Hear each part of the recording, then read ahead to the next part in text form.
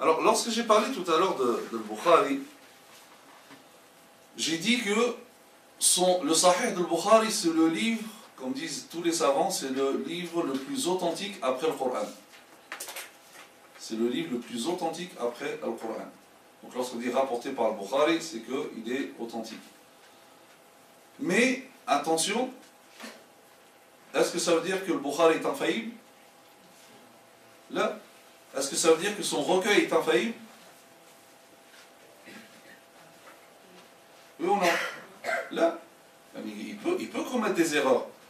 Mais même si ça arrive, c'est des erreurs minimes qui ne remettent pas en question le tout. Parce qu'il y a certaines stars d'Internet qui remettent en question, donc parfois, ils prennent des hadiths de Bukhari. Alors, il y a des grands savants, comme par exemple l'imam le Sheikh Al-Albani, grand savant de hadith, il a remis en question certains hadiths appartenant al Bukhari et Muslim. Certains l'ont critiqué par rapport à cela. Or, il n'a fait que son travail de savant de hadith, un chercheur avant tout. Abdullah al-Juday, aussi un savant de hadith, il a critiqué certains hadiths rapportés par l'imam Muslim. Mais attention, ça ne va pas dire, là encore, discréditer tout le recueil. C'est vraiment minime. C'est pour dire qu'il n'est pas infaillible. Mais, contrairement à ce que j'ai dit à cette star d'Internet qui prend un hadith ou deux, d'ailleurs, des fois, c'est pas si clair que ça que c'est pas un hadith authentique, et il va remettre en question après la totalité. Si bien on trouve certains jeunes qui ont carrément l'audace, quand tu lui dis, ah voilà, hadith rapporté par le Bukhari, non, moi ce hadith je l'accepte pas. Oh, t'es qui toi? T'es qui pour dire que tu n'acceptes pas un hadith? Tout simplement parce que on commence à inculquer à certains jeunes, si un hadith il contredit ta raison, sa raison à lui, pas la raison, sa raison.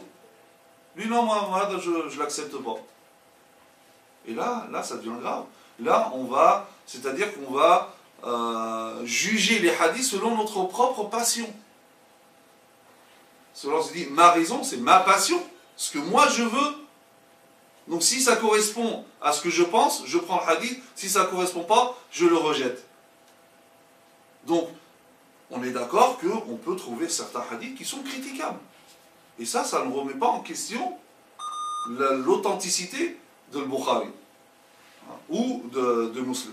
Par contre, généraliser après, ou se focaliser comme certains l'ont fait sur hadith al-Bukhari en semant des confusions, comme j'ai entendu ce fameux star d'Internet critiquer un hadith de Bukhari concernant la construction de la mosquée de Jérusalem, le Quds. Le professeur Sam, dans le hadith rapporté par le Bukhari, donc, il dit que la première mosquée construite sur la terre, c'est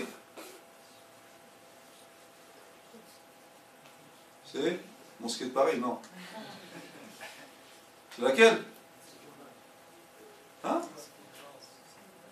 J'entends rien. Vous ne connaissez pas la première mosquée construite sur terre? Sur terre. Sur terre. Le Kaaba, subhanallah. Le Kaaba. Hein? Oh là là.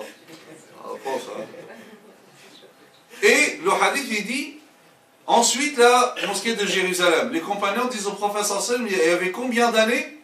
Il dit, il y avait 40 ans entre les deux. Ensuite, cette personne, sur le mimbar, il dit, or, il est connu.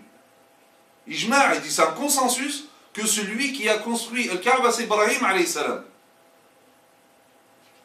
Or, si on voit, après donc 40 ans, si on dit que la mosquée de Jérusalem a été construite 40 ans après la construction d'Ibrahim alayhi salam, ça contredit l'histoire. Donc, on écarte sur hadith de Bukhari. Allez, on rejette. Alors ici, c'est une manipulation de la raison, et beaucoup de jeunes se laissent manipuler parce qu'ils sont, je ne sais pas, mais ils sont séduits par cette personne-là, je ne sais pas pourquoi. Tout ce qu'il dit, ça devient soi-disant rationnel. Or, la première manipulation, c'est ce qu'il a dit au départ. il dit que, à l'unanimité, tout le monde dit que le constructeur de la Kaaba c'est Ibrahim. Là on va dire non, ça c'est faux. Il n'y a pas unanimité, il y a divergence, au contraire. Donc, qui a construit? Et d'ailleurs, Allah Azza wa Jalla ne parle pas de construction dans le Coran. Il dit وَإِذْ يَرْفَعُ إِبْرَاهِيمَ الْقَوَاعِدَ مِنَ الْبَيْتِ وَإِسْمَاعِيلَ. Al-Qawa'id. Donc, Ibrahim a fait donc monter les fondations. Donc, c'est-à-dire qu'elles étaient déjà là.